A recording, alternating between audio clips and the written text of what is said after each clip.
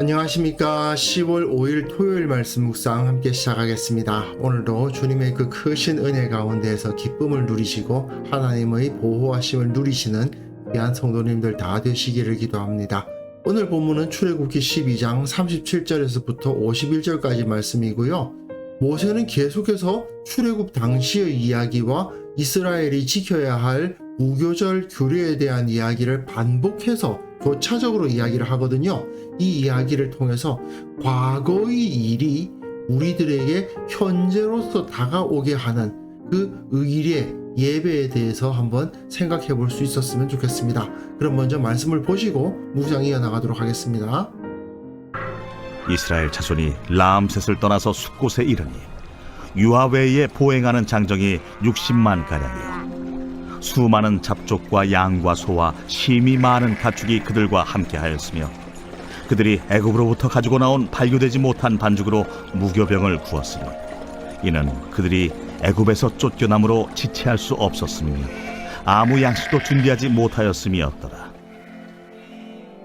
이스라엘 자손이 애굽에 거주한 지 430년이라 430년이 끝나는 그날에 여호와의 군대가 다 애굽 땅에서 나왔은즉 이 밤은 그들을 애굽 땅에서 인도하여 내심으로 말미암아 여호와 앞에 지킬 것이니 이는 여호와의 밤이라. 이스라엘 자손이 다 대대로 지킬 것이니라. 여호와께서 모세와 아론에게 이르시되 유월절 규례는 이러하니라. 이방 사람은 먹지 못할 것이나 각 사람이 돈으로 산 종은 할례를 받은 후에 먹을 것이며 거류인과 타국 품꾼은 먹지 못하리라. 한 집에서 먹되 그 고기를 조금도 집 밖으로 내지 말고 뼈도 꺾지 말지며 이스라엘 회중이 다 이것을 지킬지니라. 너희와 함께 거류하는 타국인이 여호와의 유월절을 지키고자 하거든 그 모든 남자는 할례를 받은 후에야 가까이 하여 지킬지니 곧 그는 본토인과 같이 될 것이나 할례 받지 못한 자는 먹지 못할 것이니라. 본토인에게나 너희 중에 거류하는 이방인에게 이 법이 동일하니라. 하셨으므로 온 이스라엘 자손이 이와 같이 행하되 여호와께서 모세와 아론에게 명령하신 대로 행하였으며 바로 그날에 여호와께서 이스라엘 자손을 그 무리대로 애굽 땅에서 인도하여 내셨더라.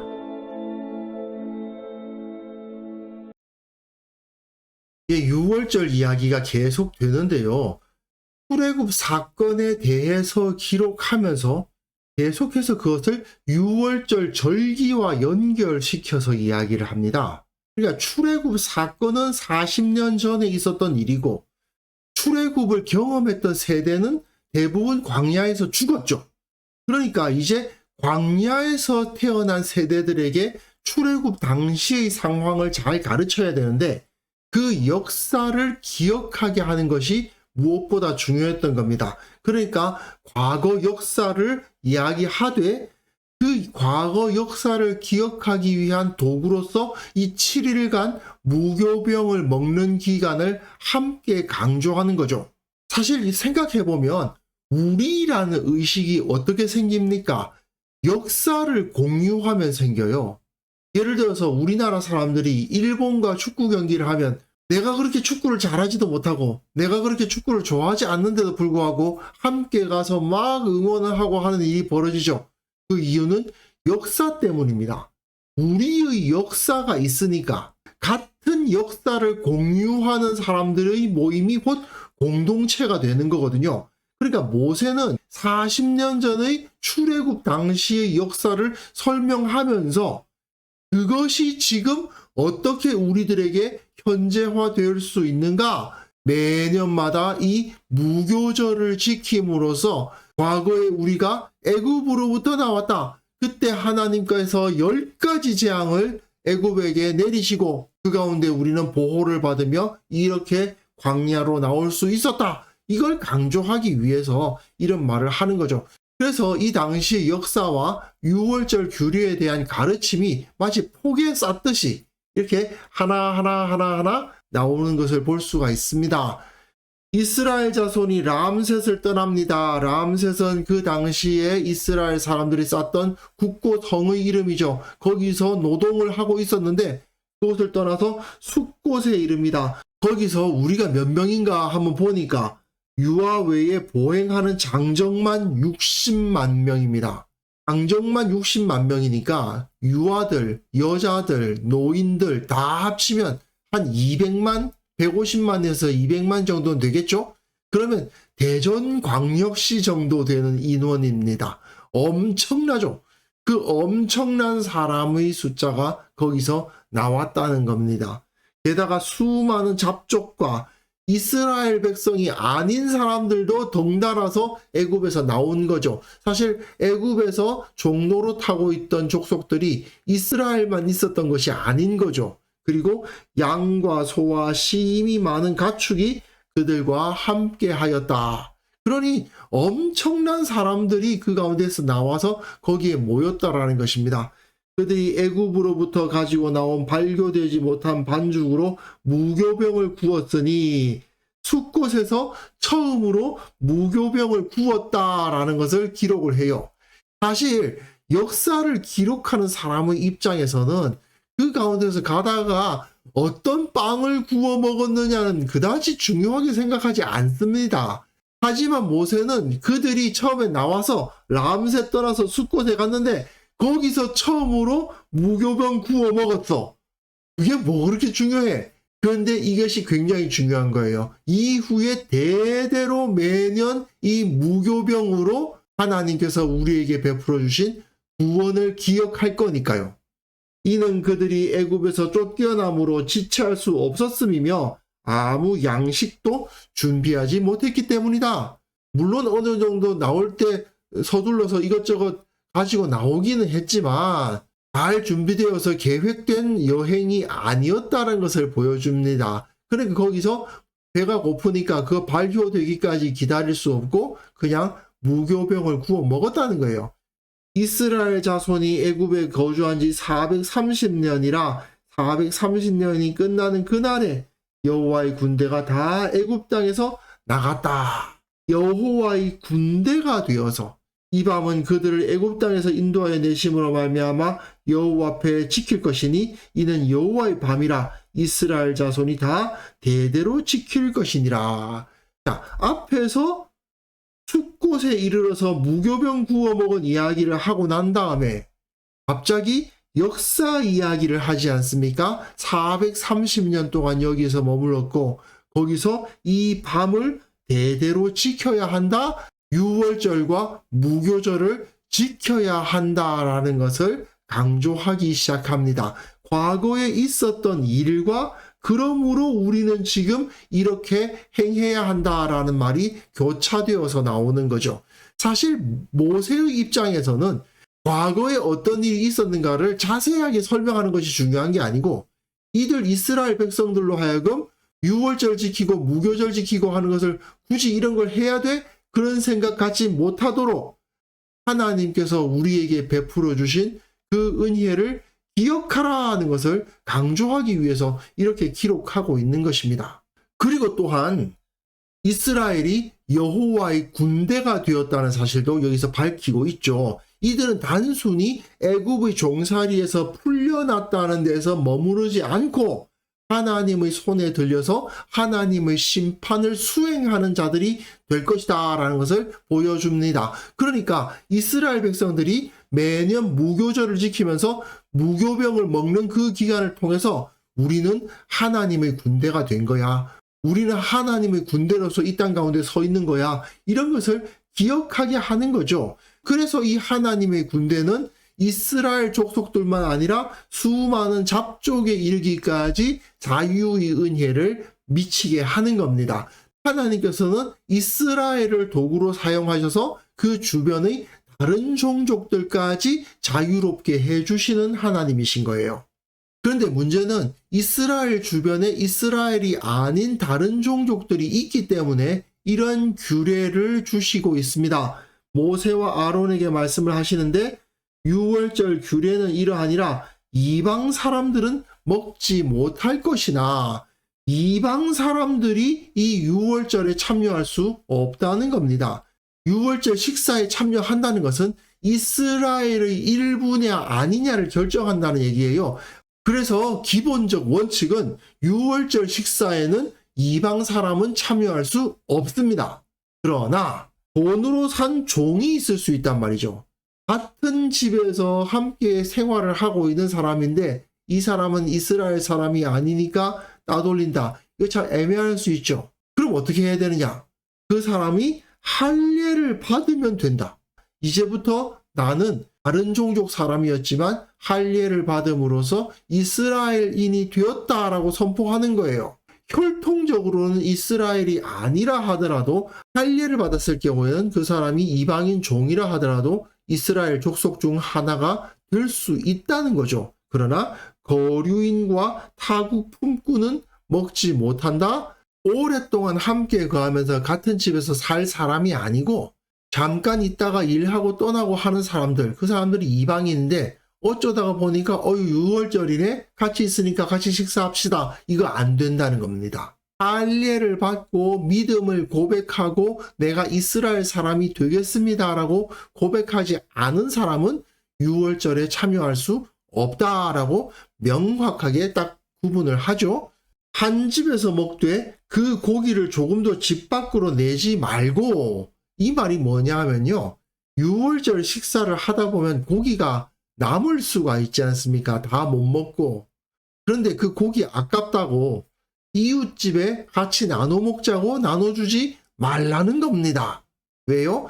그건 유월절 제물이었습니다. 유월절 제물은 믿음의 사람들만 같이 먹는 거지 믿지 않는 사람들에게 나눠줄 수 있는 것이 아닙니다. 뼈도 꺾지 말지며라고 되어 있는데요. 사실은 왜 뼈를 꺾지 말라고 했는가에 대해서는 좀 해석이 정확한 것이 없습니다. 다만 유월절 제물을 먹을 때에는 뼈를 꺾어서는 안 된다라는 것이 있어요. 그러니까 유월절 식사의 아주 특징적인 거예요.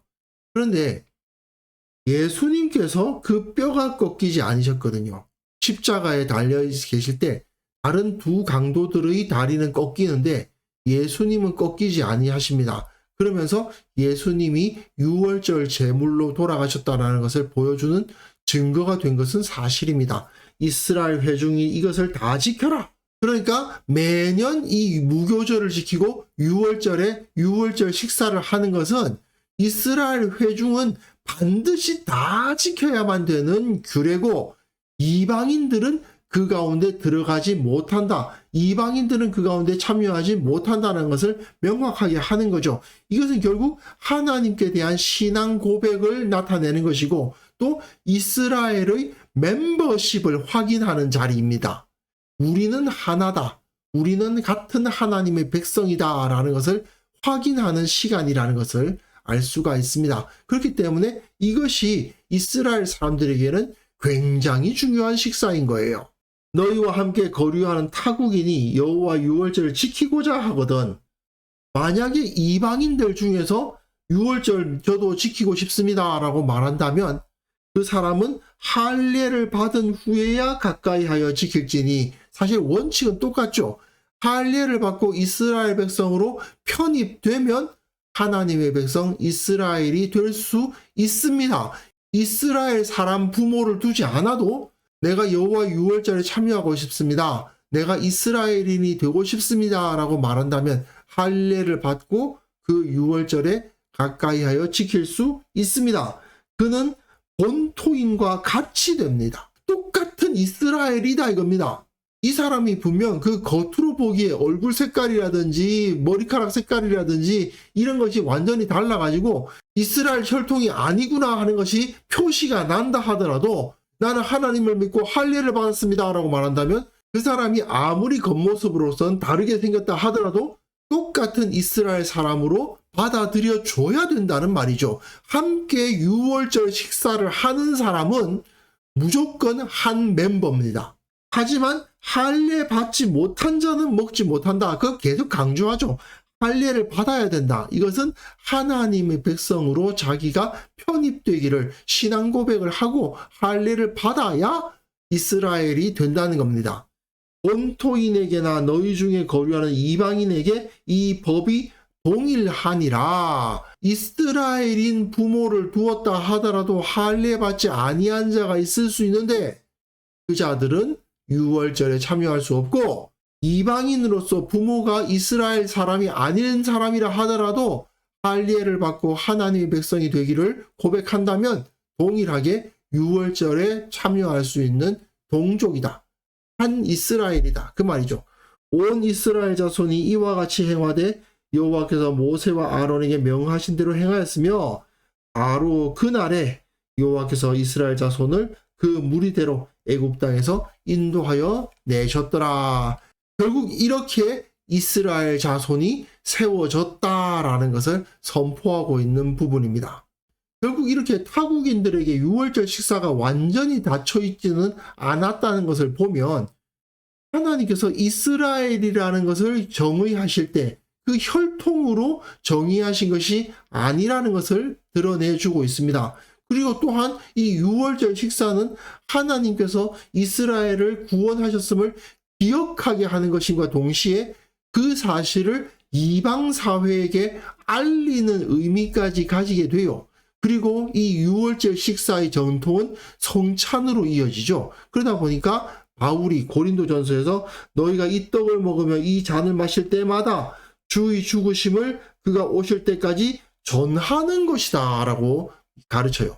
신약 교회는 더 이상 유월절 식사를 하지 않습니다. 왜냐? 예수님께서 마지막 유월절 식사로 그 식사를 완성하셨기 때문이죠. 하지만 그리스도인들은 모일 때에 빵과 포도주를 가지고 예수님의 살과 피를 기념합니다. 예수 그리스도를 믿음으로 고백하고 세례를 받은 자들이 그 식사에 참여하지 않습니까? 이것은 결국 우리가 하나가 되었다라는 것을 선언하는 것이고 그 식사를 통해서 주님께서 우리를 위해서 죽으시고 또 주님께서 우리를 위하여 다시 사셨다라는 것을 기억함과 동시에 또한 그 식사를 통해서 모든 사람에게 예수님의 죽으심과 또한 살아나심을 전하는 의미를 가진다고 볼 수 있겠죠. 그래서 예수님도 유월절 식사를 제자들과 함께 나누심으로써 그 언약을 세우셨고 또 그 행하신 식사를 주님께서 다시 오실 때까지 우리가 계속 이어가지 않습니까?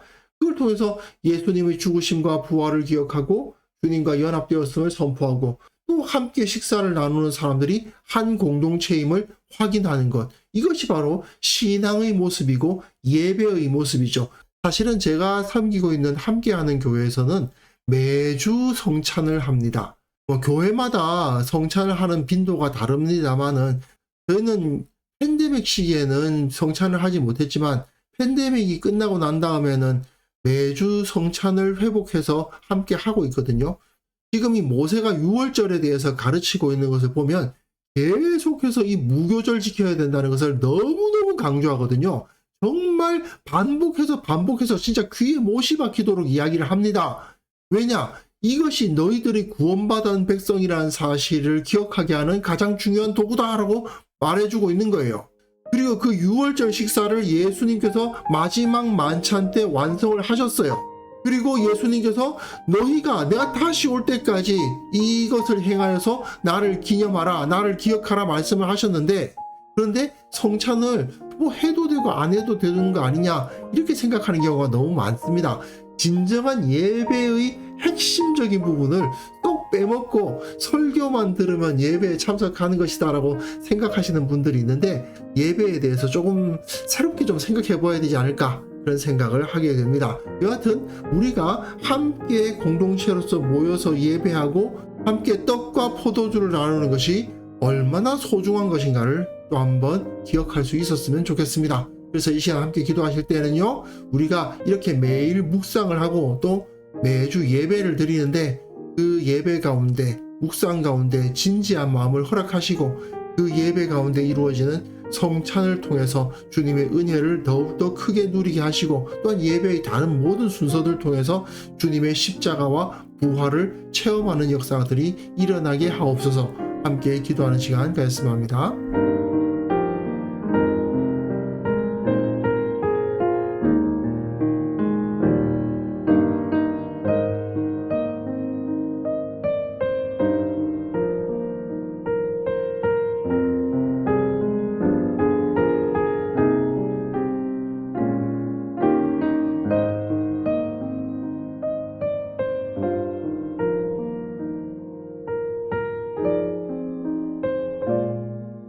하나님 아버지, 우리가 이렇게 하나님의 말씀에 매일 서고 또 매주 예배에 참여하면서 하나님을 기억하고 주님의 십자가와 부활을 기억하게 하심을 감사드립니다.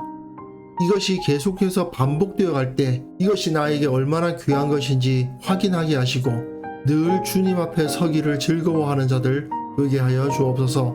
우리 교회 모든 성도들이 매주 예배 가운데 주님의 십자가와 부활을 기억하게 하시고 주님의 살과 피에 참여할 때에 주님께서 주시는 그 은혜를 온전히 느끼고 체험하는 그런 역사가 일어나게 하여 주옵소서. 주님, 특별히 기도하옵기는 이 땅의 모든 교회에서 매주마다 예배가 드려지고 있는데 그 예배 가운데 오직 예수 그리스도 주님의 영광만이 선포될 수 있도록 도와주옵소서. 주께서 살아계시고 주께서 부활하셨고 주께서 지금도 통치하신다는 것을 그 시간에 느끼고 체험하고 선포하는 시간이 될 수 있도록 은혜 위에 은혜를 내려주시고 내일 드려질 예배에도 동일한 은혜가 충만히 임하게 하여 주옵소서. 아버지, 오늘 하루 살아가는 그 모든 삶 가운데서 주님을 기억하게 하시고 주님께서 우리에게 베풀어 주신 그 구원의 은혜 가운데 기뻐하는 자들 다 될 수 있도록 도와주시기를 원하옵고 예수님의 이름으로 기도합니다. 아멘.